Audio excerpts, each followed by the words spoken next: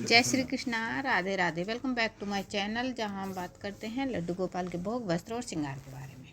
कैसे हैं आप सब? उम्मीद करती हूँ अच्छे होंगे और ठाकुर जी की कृपा आप सब पर बनी रहे और आप सब यूँ ही हंसते मुस्कुराते रहें, स्वस्थ रहें, मस्त रहें। वीडियो पसंद आए तो लाइक कीजिएगा, कमेंट कीजिए, वीडियो को ज़्यादा से ज़्यादा शेयर कीजिएगा ताकि अच्छी अच्छी जानकारी सभी को प्राप्त होती रहे। तो चलिए देर ना करते हुए शुरू करते हैं हम वीडियो। तो आज की वीडियो में लेकर आई हूँ एक अद्भुत वीडियो है शालिग्राम जी के ऊपर कि शालिग्राम जी की पूजा के वक्त आपको किन किन बातों का ध्यान रखना चाहिए, वरना आपको कुछ परेशानियों का सामना भी करना पड़ सकता है। तो चलिए शुरू करते हैं वीडियो। ऐसी मान्यता है कि शालिग्राम पत्थर साक्षात भगवान विष्णु का स्वरूप है, इसलिए धन की देवी माँ लक्ष्मी इससे काफ़ी खुश रह होती हैं और भक्तों की गरीबी को दूर कर उनके घर में बरकत लाती हैं।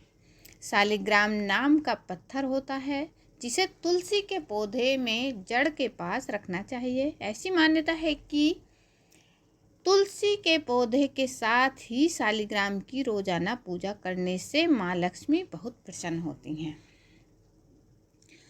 शास्त्रों में कहा गया है कि जो लोग तुलसी के साथ साथ शालिग्राम पत्थर की भी रोजाना पूजा करते हैं उस घर से दरिद्रता कोसों दूर रहती है। इतना ही नहीं, वहाँ घर परिवार में सुख शांति भी बनी रहती है। तो चलिए जानते हैं शालिग्राम पत्थर को रखने की उचित विधि।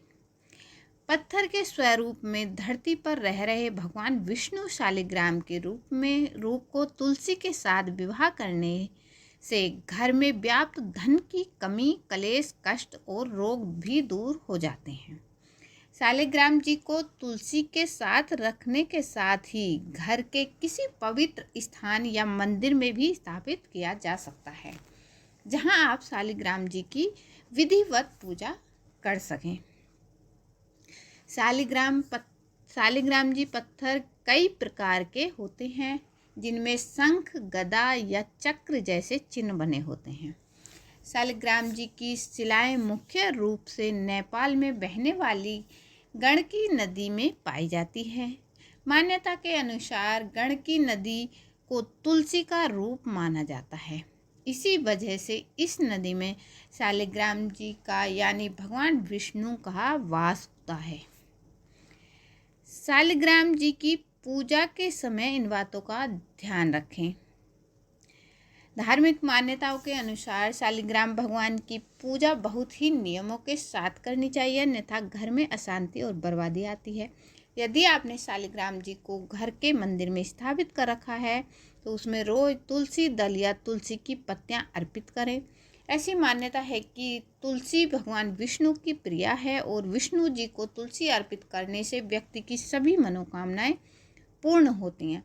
शालिग्राम जी की पूजा में तुलसी का पत्ता भगवान शालिग्राम के ऊपर चढ़ाने से धन वैभव मिलता है। एक से अधिक शालिग्राम रखने से बिहार में आर्थिक संकट व बीमारियों का सामना करना पड़ सकता है। इसीलिए शालिग्राम जी का एक ही शिला की भक्ति भाव से घर में पूजा करनी चाहिए। हमें इस बात का विशेष ध्यान रखिए और इसकी पूजा के लिए हमेशा घर साफ सुथरा रखें और इसे विष्णु जी की तस्वीर या प्रतिमा के पास रखें। कभी भी शालिग्राम जी की पूजा करते समय या शालिग्राम जी की शिला घर में रखते समय मांस मदिरा का सेवन बिल्कुल ना करें। यदि व्यक्ति ऐसा करता है तो निश्चित ही धन हानि और लड़ाई झगड़े बढ़ते हैं घर में। मान्यता है कि यदि घर में शालिग्राम जी हैं तो उनकी नियमित पूजा होनी चाहिए। वैसे एक मान्यता है कि घर के पुरुष ही शालिग्राम जी की पूजा कर सकते हैं, लेकिन पुरुषों की अनुपस्थिति में स्त्रियां भी शालिग्राम भगवान की पूजा कर सकती हैं। तो ये थी छोटी सी जानकारी शालिग्राम भगवान के बारे में। तो अगर आपको ये वीडियो पसंद आई हो तो लाइक, कमेंट और शेयर कीजिएगा और विधिवत आप शालिग्राम जी की पूजा कीजिएगा। उनको वस्त्र वगैरह धारण कराइएगा, जैसे कि हम लड्डू गोपाल को वस्त्र वगैरह धारण कराते हैं, जैसे सर्दियों में गर्म पहनाते हैं, गर्मियों में ठंडे पहनाते हैं, उसी तरह से हमें शालिग्राम जी को भी गर्म और ठंडे वस्त्र उसी तरह से पहनाने हैं। और जैसे लड्डू बाबू को रोज़ स्नान कराते हैं, भोग लगाते हैं, उसी तरह से शालिग्राम जी को भी रोज़ सुबह स्नान कराया जाता है, रोज़ उनको भोग लगाया जाता है, धूप दीप जला। बगैर तुलसी दल के ना ही उनका स्नान होता है, ना ही उनका भोग होता है। उनका स्नान अगर आप करा रहे हैं तो तुलसी दल रख कर फिर स्नान कराइए। भोग लगा रहे हैं तो तुलसी दल अवश्य भोग में लगाइए। हमेशा शालिग्राम जी के पास एक तुलसी दल हमेशा उपस्थित होना ही चाहिए। जहाँ भी शालिग्राम जी हैं वहाँ पर तुलसी दल आप अवश्य रखें हर समय। ठीक है, अगर तुलसी दल नहीं हो पा रहा है तो तुलसी माला उनके पास अर्पित करके रहें। ठीक है, हमेशा लेकिन तुलसी दल उनके आसपास होना चाहिए। शालिग्राम जी को तुलसी अत्यंत ही प्रिय है। जैसे कि आप जानते हैं शालिग्राम जी का विवाह हुआ था तुलसी माता से, तो तुलसी माता के बगैर शालिग्राम जी नहीं रहते हैं और वो रुष्ट भी हो जाते हैं अगर उनके पास तुलसी दल ना हो।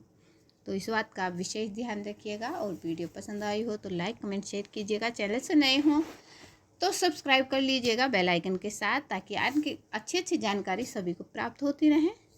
तो चलिए मिलती हूँ नई वीडियो के साथ। जय श्री कृष्णा, राधे राधे।